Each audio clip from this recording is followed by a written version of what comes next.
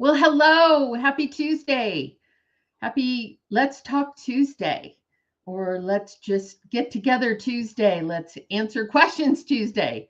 It's our Tuesday night fam.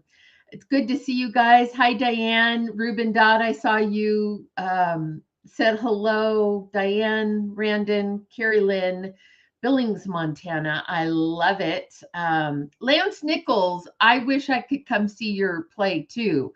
You've been getting amazing, like just all the press and everything. I bet it is just so good. If you guys don't know Lance Nichols' work, he is incredible. In fact, if you look him up, you'll probably recognize him. And any chance you get to work with him, you should.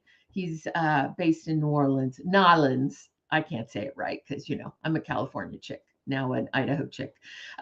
Kristen, good to see you. Barbara, hi, Barbara. Um, Facebook user, whoever you are, hello. Hi, Yad, how are you? Suzanne, good to see you. Drana or Drina, I don't know which it is, from Detroit. Donna, Teresa, it's great to see you guys. So, how much fun was last week?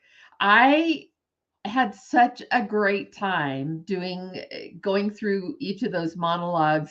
And it always reminds me how much you can get across in the matter of 1 minute. So those were 1 minute monologues, roughly 1 minute, maybe a little bit more. But you can communicate so much meat in 1 minute. It's just crazy. So yeah, I loved that. Thanks again to the 6 people who stepped up and were willing to be the first guinea pigs with that. And we're excited to do it again. I'm thinking we will, do the monologue format like once a month. And so we'll give you notice. And yeah, we'll be doing another live monologue soon. So yeah, probably a couple of weeks. So next week I'm traveling. I'll be on a plane to Orlando, Florida for ICFF, which is the International Christian Film and Music Festival. And so I'm actually traveling on Tuesday night. So next week we won't have one, but the following week we could probably do that. I'll coordinate and finalize with Diego, of course, because he ends up doing a lot of extra work to do those monologue challenges.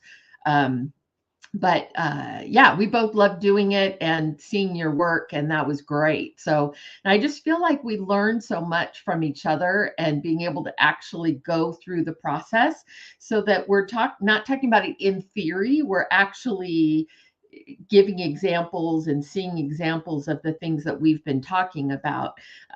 So yeah, we will do it again, and I'm excited to see other people step up to the plate, and we will do it on a regular basis, whether it's once a month or a couple times a month. We'll figure that out, but it will be something we will do again. So and speaking of which, well, I saw a question last week. I'm going to answer questions this time, but I saw one from last week, asking about, is it better to write your own material as opposed to use material you find? And honestly, it's not better or worse, but you do want to make sure, if you're writing your own material, you need to be a good writer, because just like I was saying, in a minute, you have a lot to communicate. And if you're doing that monologue to showcase your acting, then you need to have a piece that really has some sort of arc that takes us somewhere, but that doesn't feel too contrived, like, so I think it might be difficult at times, because um you might try so hard to get too much into that minute if you're writing it like I'm sit down to write a minute monologue, or that it might feel too contrived or too forced. So you just want to make sure that it's a piece that feels natural. um, Lance, I see your note. Yes, we should have you as a guest. I'll reach out to you about that after your show's done, and I have a bit of a lull. So that would be great, Lance. Okay. So anyway, so you could write your own piece, but run it by other people. Make sure it actually serves your purpose well, that it's well written, and that it's a good standalone piece, that it's not doesn't feel forced or too kind of manipulated, to arrive at some intense acting kind of pinnacle. So yeah, but you can do that. Ruben, next Tuesday is your 16th birthday. I can't believe it. So Ruben Dodd, if you guys saw I Can Only Imagine, he played Jeremy Camp's little brother. And he's turning 16. That's crazy. That's well, happy early birthday, a week early. Okay, I'm going to jump into, I see Randon Maines Kovacevic. I don't know. Sorry for me ruining your name, so I'll just say Randon. Okay, best advice for a 12-year-old girl wanting to break into faith-based film and TV. Carolina is strongly represented in Vancouver, LA, Melbourne, and Seattle. Lots of great auditions, but none that are faith-based suggestions. We have talked about this before.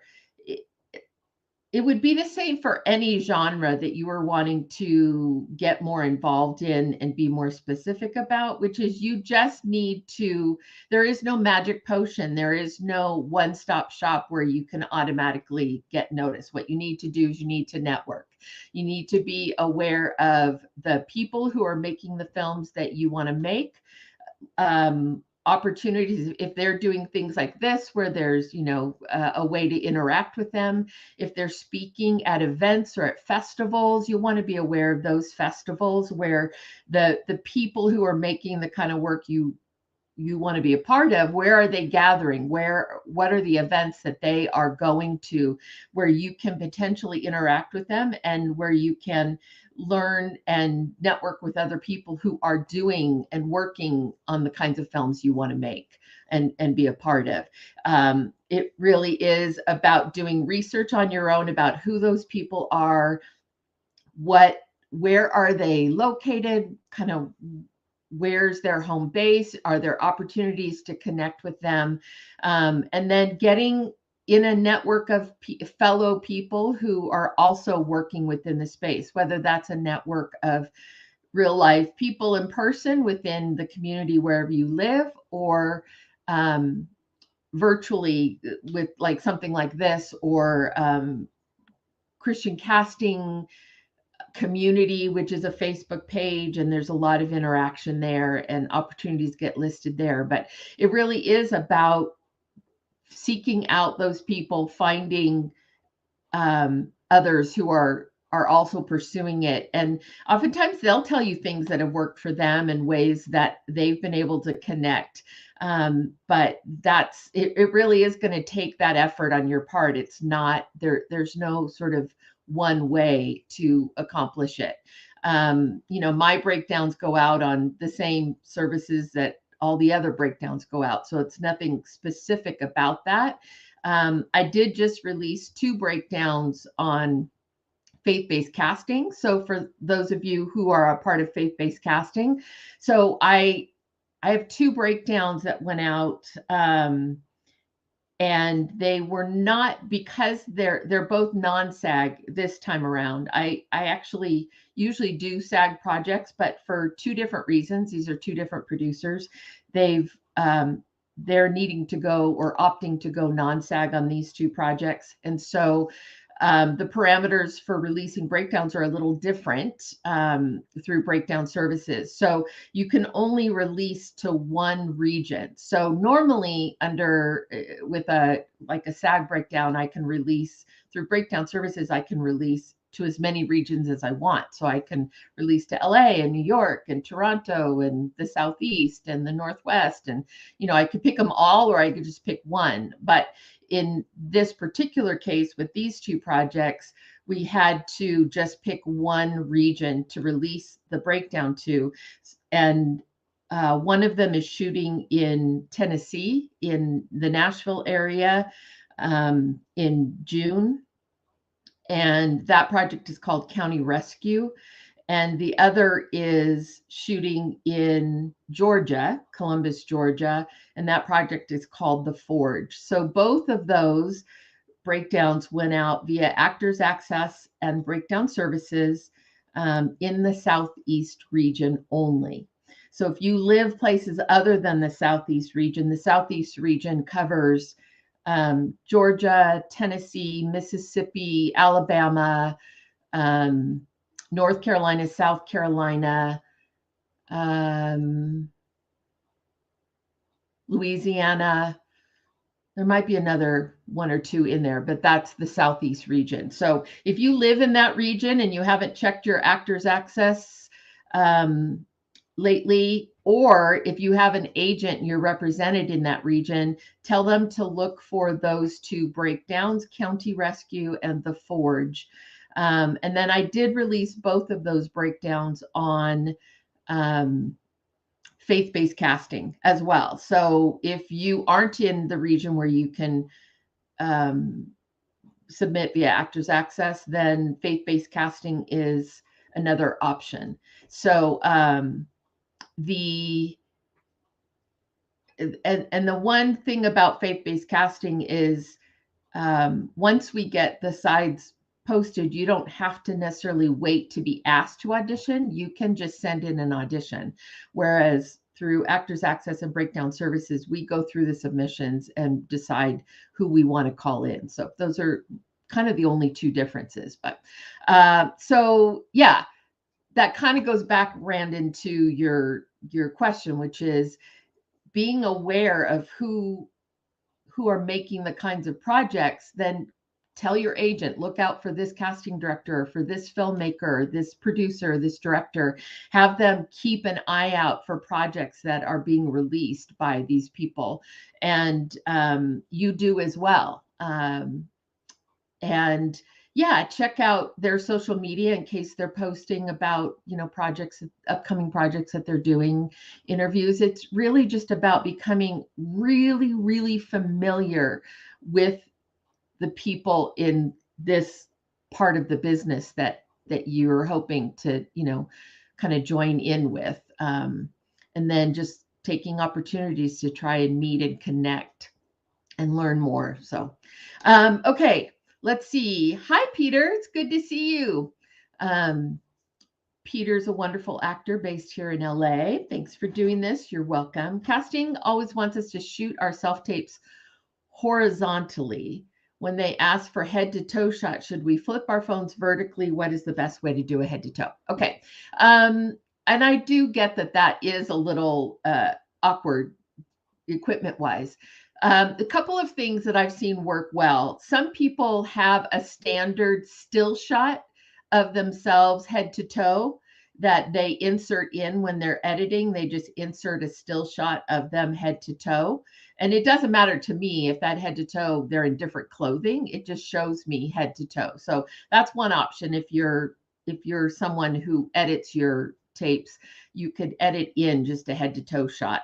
But the other option is to set your camera just a ways back and do your slate as a head to toe and then break and then reset it to do your tape. That's another option. So there's no like perfect way to do it, but those are the two that have seemed to work. Yeah,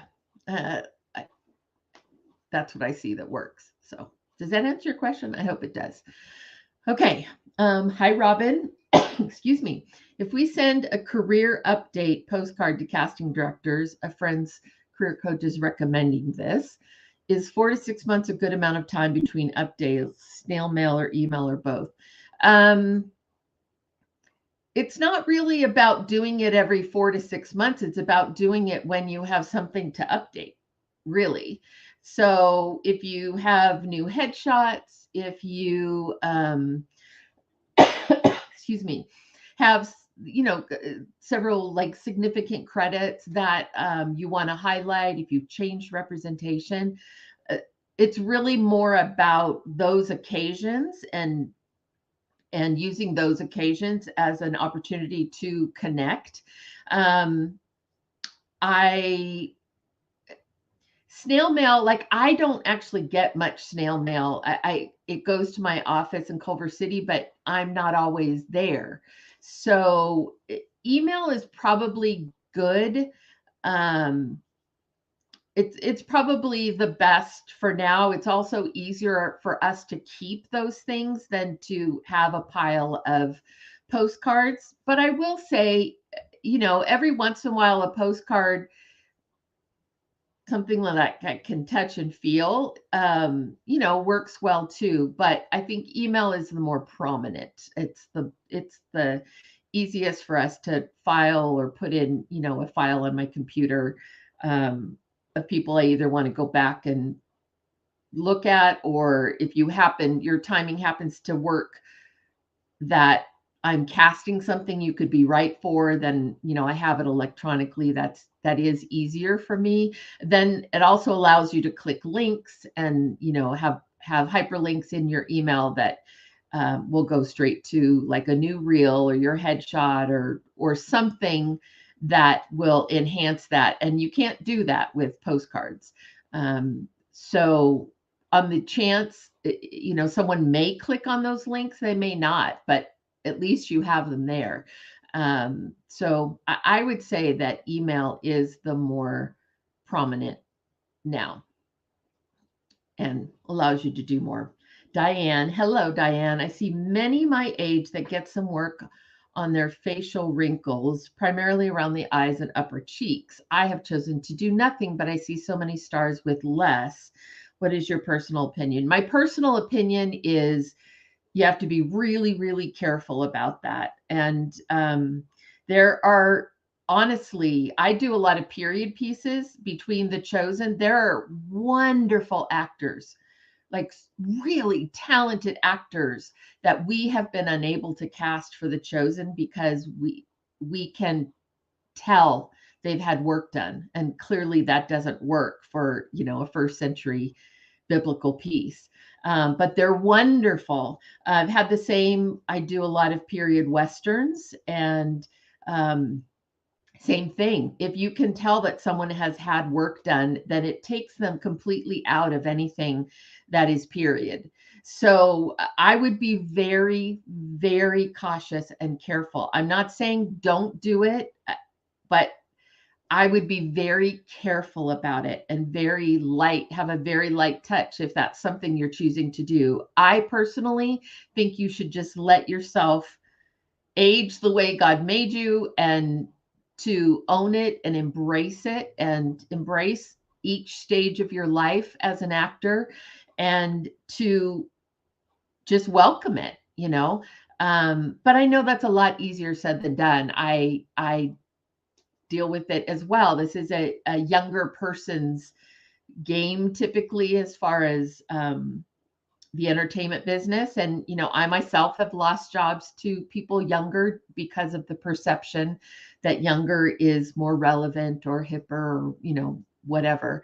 But you just, as an actor, you have to be careful, because we can oftentimes tell, and it would take you out of anything that where that kind of work and that kind of look isn't appropriate because of the time period. So I'd be really careful, and I'm all for you just embracing it. You know, take as good a care of our skin as we can, and do the best that we can.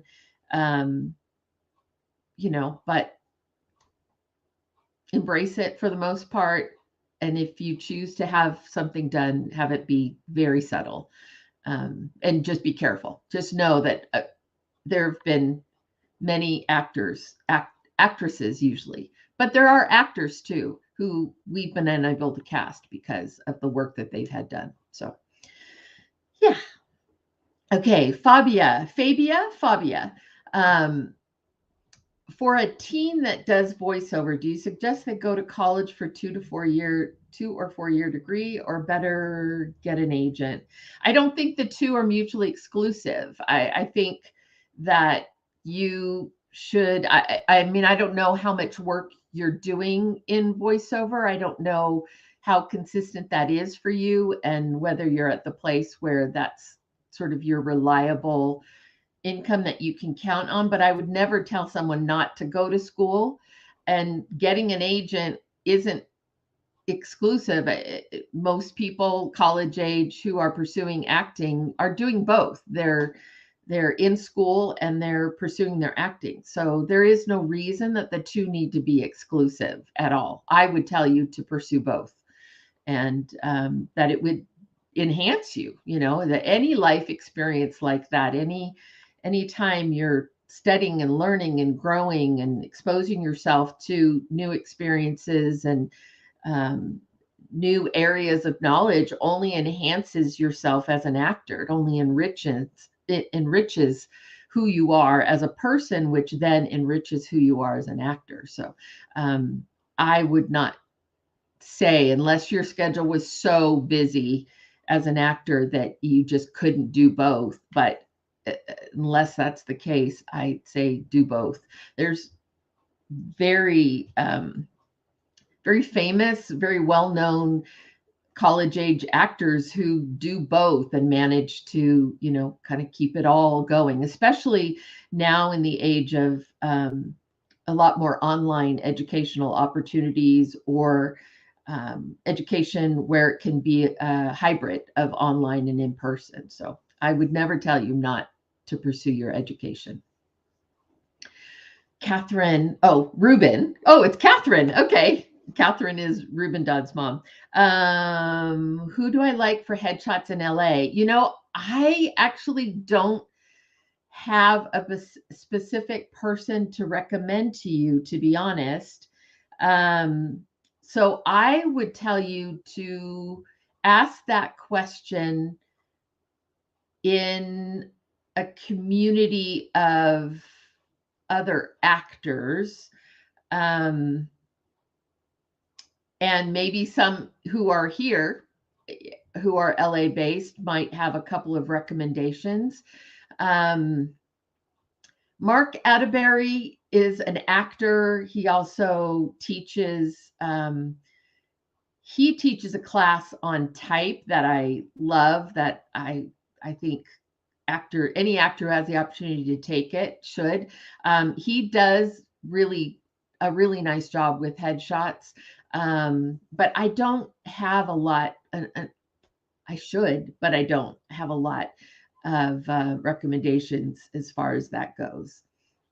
So I'm not very helpful there. Sorry. Melody, hi Melody. What am I looking forward to at ICFF in Orlando next week? Mostly I'm looking, I mean, it's always fun for me to see friends and colleagues that I don't get to see a lot in person because we live other places.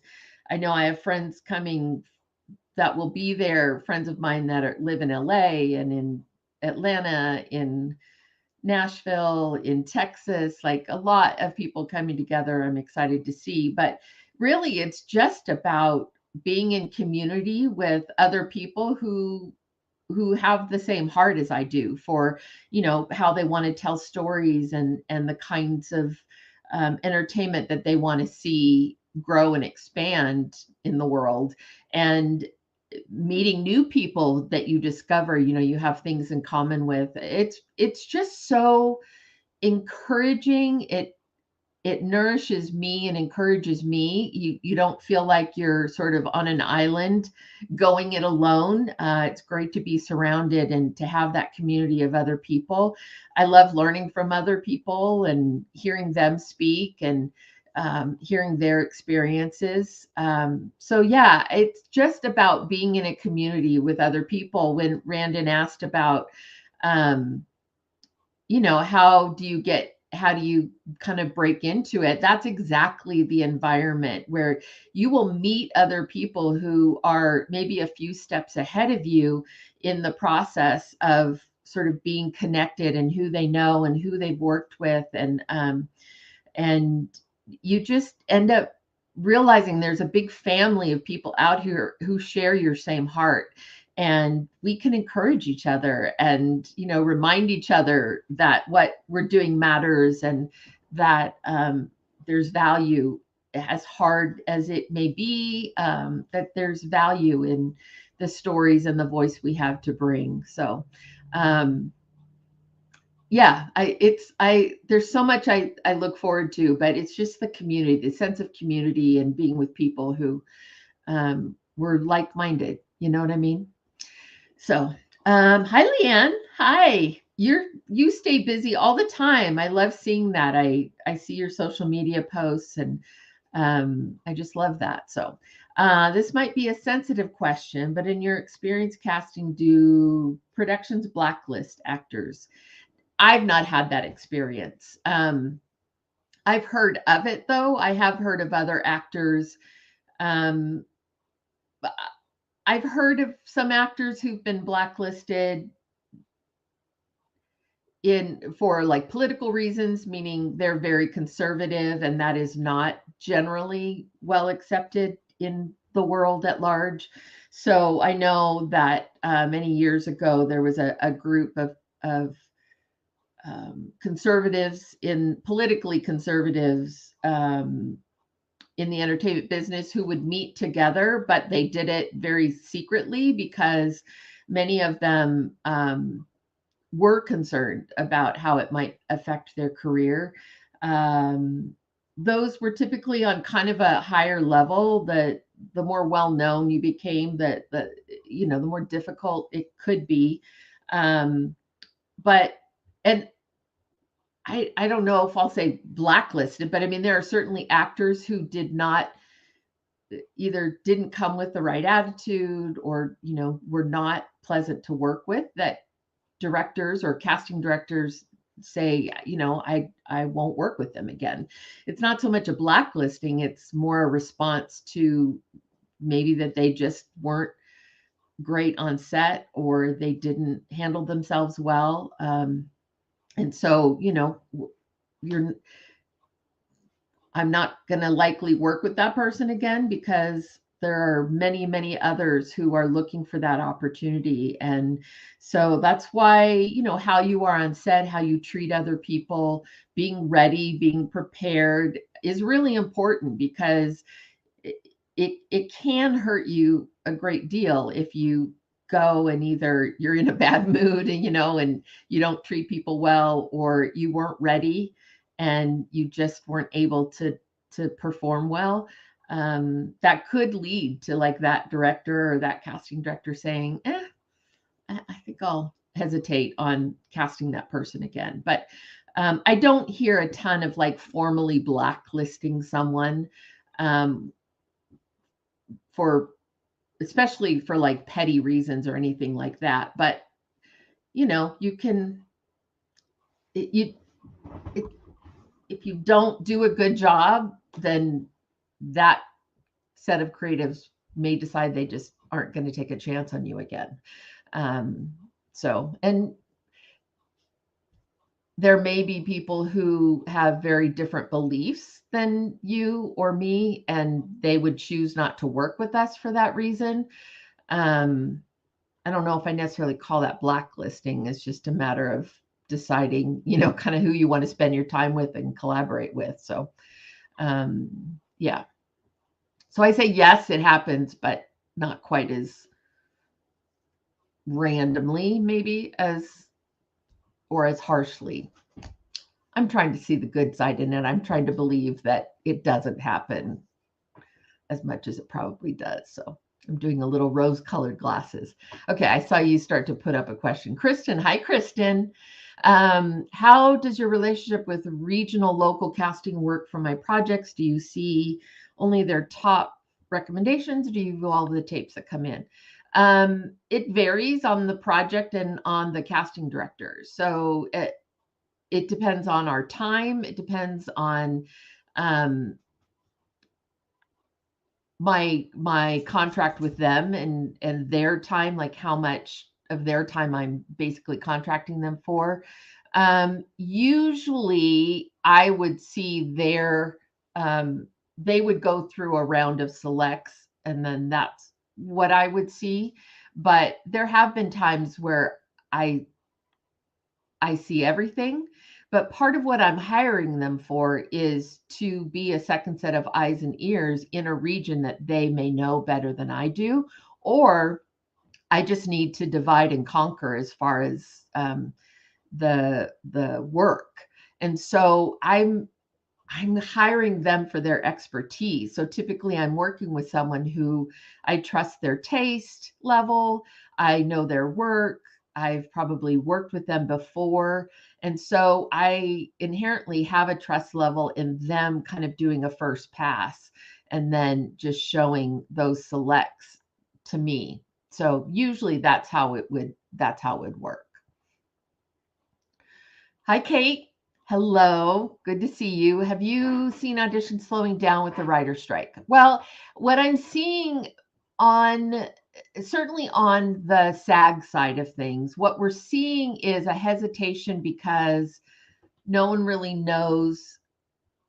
I'll say on the producing side of it, or on the filmmaker side of it, there's a little bit of a, well, if WGA strikes, are the other unions going to strike? And they won't strike in solidarity, but they won't, because they can't officially strike.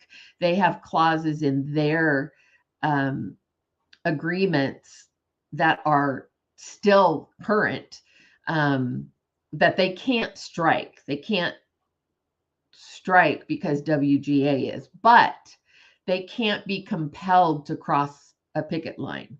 So while SAG isn't going to officially strike in solidarity WGA, they've said they're also not going to force their actors to cross a picket line if those actors are choosing not to.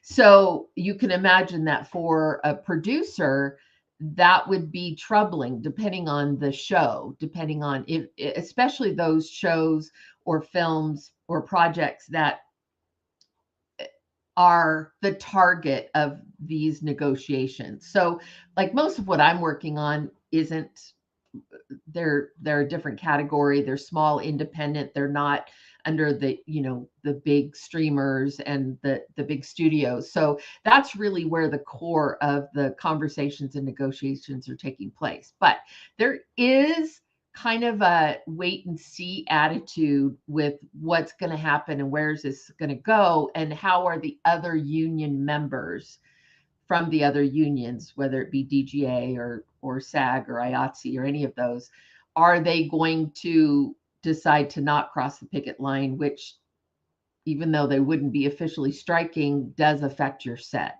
So I do think there's a hesitancy and a kind of a wait and see.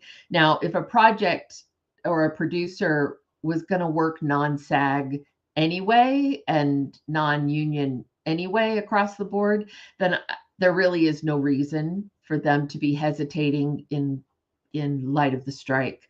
But it's those productions that do either have union cast or union crew or both, that there could be some hesitancy on, especially anything that's studio driven. A lot of actors are saying they're just feeling a lull in audition opportunities. If there's someone who typically works in TV a lot, there's a real lull there. There's a real wait and see. And not a lot of new things on the bigger studio level are going, or the bigger streaming level are going into production until they find out how this is going to pan out. So yeah, you could be feeling, there is a sense that there is a slowdown happening. So hola, hi, Talia. Why do I say Talia? Talia. Hola, mi amiga. I have an acting website and I've kept it, but I don't think that it is helpful. I use IMDb much more. What do you think? Do you check websites often? I don't see a downside. Tell you, if it isn't costing you a lot of money to have your website, I would keep it.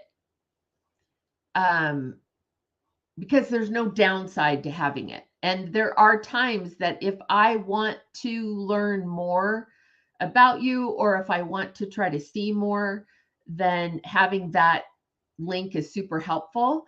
Also, if a website is somewhere where you have like a collection of your pictures, plus you have different reels and scenes, that's an easy link that I can send to my director or producers to introduce them to you if they're not familiar with you. So I see no downside to keeping your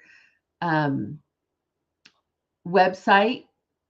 But I would, if you're gonna keep a website, you do want to keep it current. So it sounds like you've been keeping it current.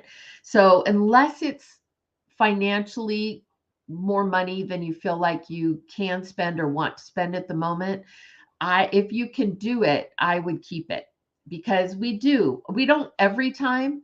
IMDb is always going to be the first go-to, but IMDb doesn't give us, like you don't usually I don't find clips on IMDb. I don't find demo reels on IMDb. I don't. So when I want to explore that more, then I can then go to a website. I don't know what's on your Actors Access. I haven't checked yours for a while, but if you have those clips and things on your Actors Access, that's great. But quite honestly, it's easier for me to send a link to a director or producer that's just your website than it is for me to share like Actors Access type information, just because of the interface of the program and the exporting of it from Actors Access it's a little more complex than if I can just send them a link to your website. So, but you just got to make sure website is current, unlike mine, which is totally not current right now. I'm feeling convicted as I say that to you, Talia. So yeah.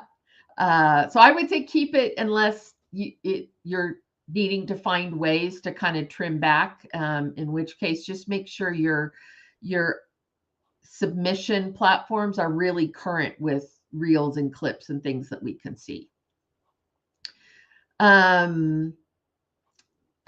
John, have you personally felt the sting of discrimination from Hollywood for your own Christian beliefs? Have I lost jobs due to my faith? I don't. I have lost job. I've not been given the opportunity to put my hat in the ring on jobs because of my faith in the kinds of projects that I work on. There's a perception, I think there has been a perception by some producers or directors that, oh, she just does those Christian things. She just does those Christian projects, which is actually not accurate. If you look at my filmography, even on IMDb, you see, horror and Western and suspense and comedy and, all kinds, but there is sort of a kind of quick judgment that, oh, she just does those things, or that she wouldn't be interested in this project because it isn't a faith project.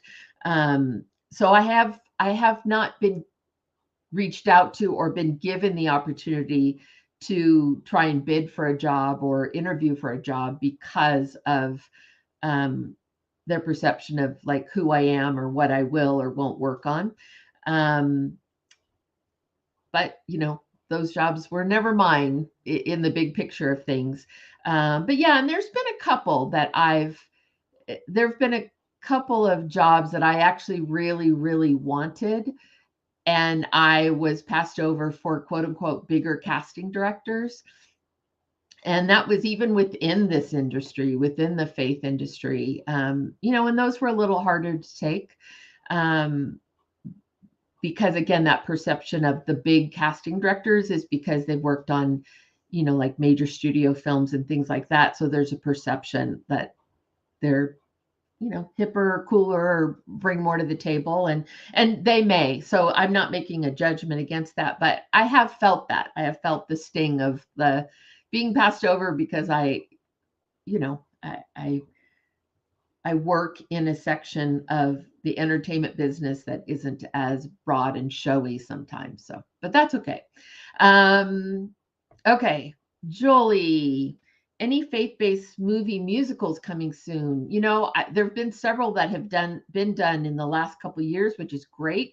I don't know of any coming soon, to be honest. So I know several have been produced. It may be a case where we're waiting to see how those do. I know A Week Away did really, really well for Netflix. They've always talked about, maybe doing a sequel to that. And I did another one after that. I know there was a Christmas musical that was done, and then one recently that just filmed overseas, that's also surrounding the Nativity. But I don't know of any coming up. But I wouldn't be surprised because, Sight and Sound Theater making their debut theatrically. They basically did a theatrical filming of their stage shows. Sight and Sound Theater is based in Pennsylvania. They do these amazing, just huge productions. And so they released a filmed version that I understand did quite well. And so they're constantly doing musicals. I don't know what they did recently is they filmed their staged musical. Now, whether they will go to a traditional film format, narrative film format, and kind of merge their musicals, their scripts and things, because filming a musical, a stage production is different than creating a musical film, right? So I don't know. They may venture into that. It would seem like a very natural marriage for them. So yeah, I don't know. If you aren't familiar with Sight and Sound and you're a musical person, I would stay in touch with them and, again, find their social media and just sort of be aware of what they're doing. And yeah, so they're working on another musical movie. So I just don't know, again, if it's them filming one of their shows or if they're going to take a more traditional narrative film format that is a musical. But either way, check out their stuff, keep in touch, stay in their socials, and hopefully we'll all know. You can tell us if you know. Okay, so I think I'm being told we're at the end. Diego always gives me these 5-minute warnings, and then I go on for another 15 usually. So Our Tuesdays just go so fast. Okay, so remember next week we won't be able to talk on Tuesday because I'll be on a plane. I hope to see a lot of you in Orlando, and if so, if you're part of our Tuesday family and we haven't met, make sure you come and find me. I'm doing a workshop on Thursday, and then I'm part of a panel on Friday. And then the rest of the time I'll just be around. So, yeah, definitely come find me and introduce yourself so we can meet in person. And for those of you who aren't able to make it, then we'll give you a recap the following week. And myself and Diego will make sure you know when we're doing the next monologue session. And yeah, we'll just keep doing our thing 1 week at a time. Appreciate you guys. Love you. Thanks for adding into what the I see the comments and answer to people's questions and answers that I don't know. I just love that you guys do that. I love that you're here to help each other and to network with each other. So that's the best thing we can do. So anyway, love and appreciate you all, and I will see you at ICFF, or I'll see you in 2 weeks. Okay, bye.